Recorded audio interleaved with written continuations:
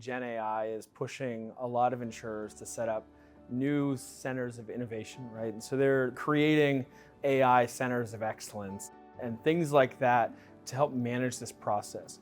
There's a couple of challenges with that though. AI is only one aspect of automation. And really what we're trying to do in most of the emerging tech space is automate.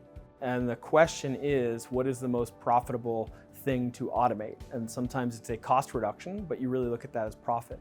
When you look at some of those areas, you have to look internally at, do you have the right skill sets, right? So do I have what I need as a carrier to understand and execute on these places?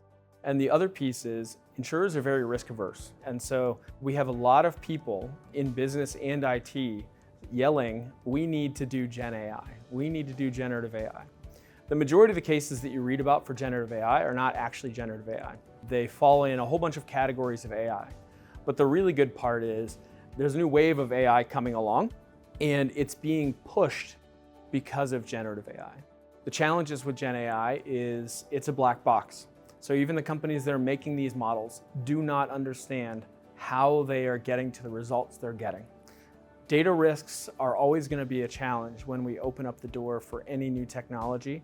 GenAI opens up a whole different place. And so people need to be cautious and understand what data they're passing through, what data is being captured, and ultimately where the data is coming from that is training some of these models. The other piece is people get really comfortable with AI, and we stop thinking about, I should be treating this as like a junior level person and second guessing everything they say.